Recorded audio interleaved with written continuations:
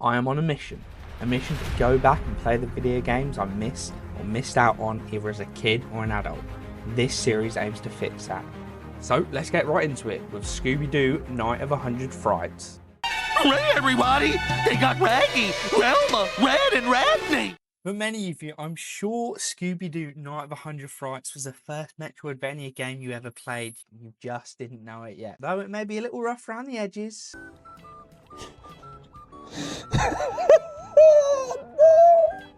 It might just be one of the best licensed kids games out there, even 20 years later.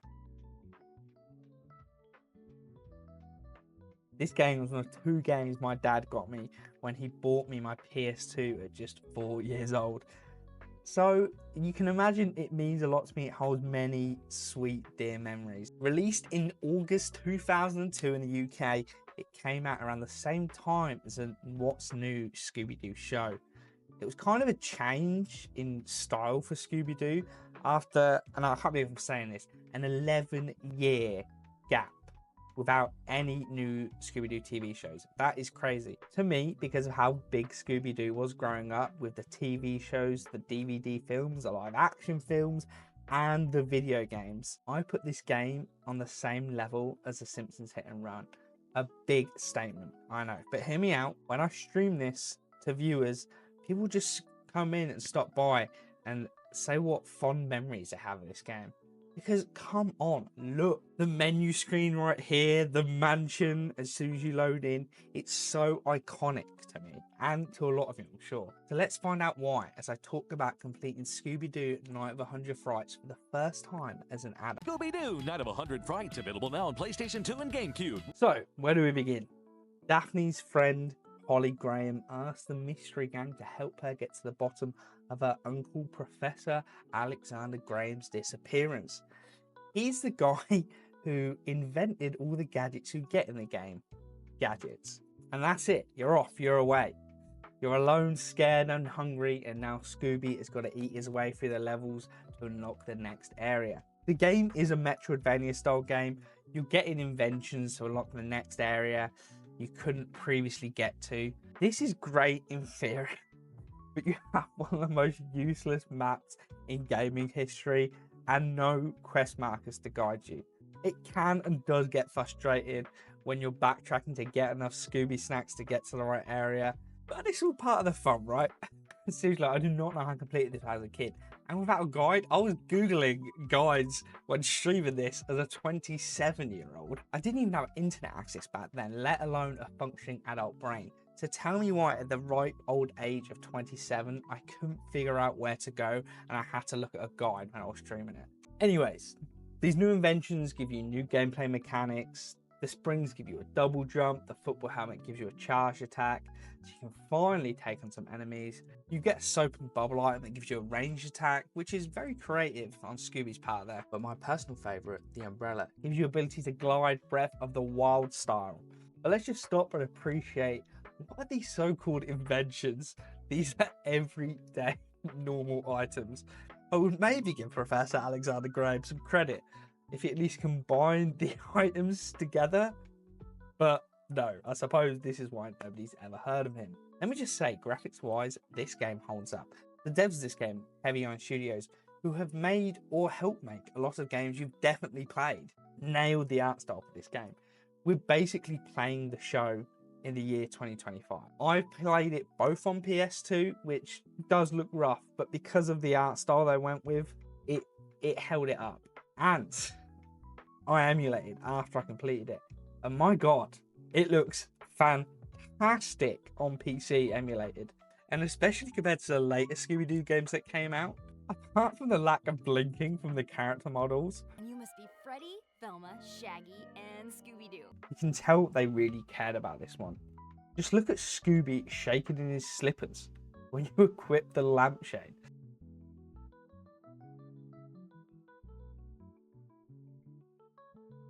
They didn't have to do that. You can just tell they cared about this project. And they used the old iconic monsters from the shows as villains you fight. Even better, there's collectible monster tokens which you can unlock and view them in the monsters gallery, which I'm sure delighted Scooby-Doo fans. Everything to the great voice acting of Tim Curry's villain. Allow me to introduce myself. I am the mastermind. To the laugh track, yes, I enjoy it. There's a beautiful charm to it.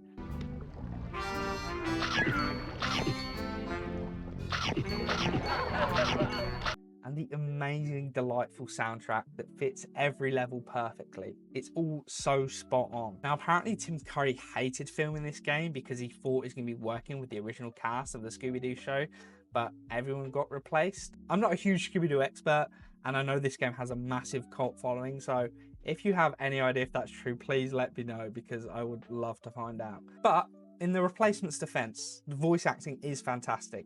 Although you don't get to hear a lot of the original crew, as they've been kidnapped for most of the game, it's a pleasure when you do get to hear them. So sound effects for all the invention upgrades you get to, they've been ingrained in my mind since the age of 4. Oh, and the kick-ass song that plays when you're fighting the Black Knight, just awesome. Give this a listen.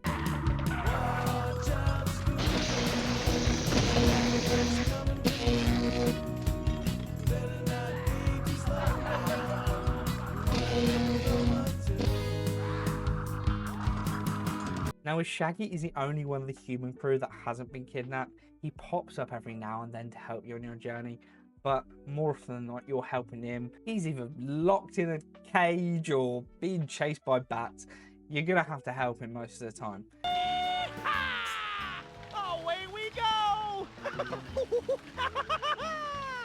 He does alright, he tries, but why isn't he helping me out the entire game? I suppose they address this in the next Scooby-Doo Mystery Mayhem, but we'll get to that next week. We've lost the key to the basement. See, we can't go. There's no key. However, I suppose this meant they had to design one less boss fight to get him back, because to get all the other characters back, you need to fight a boss. These boss fights are okay, but they're probably my least favourite part of the game. My favourite of them being the final boss where you have to take down Tim Curry's mastermind. Me and my chat all remember this being impossible when we were kids. It was in fact very possible, but our child minds took over on the lead up to this fight, and we were getting a bit worried before it happened. Okay, I know we don't want to talk bad on our favourite childhood games, but there's a couple of things I found frustrating about 100 Frights as an adult. The camera. Now, for the most part, the camera is locked throughout the entire game. You can't move it, but it moves with you. I'm not exactly sure what the issue is here, but I think it's the perspective. When you're swinging on the chandeliers, for example, it's so hard to tell how many jumps you need to make it. This gets annoying if you die and have to reset, or have to run back around to give it no shot.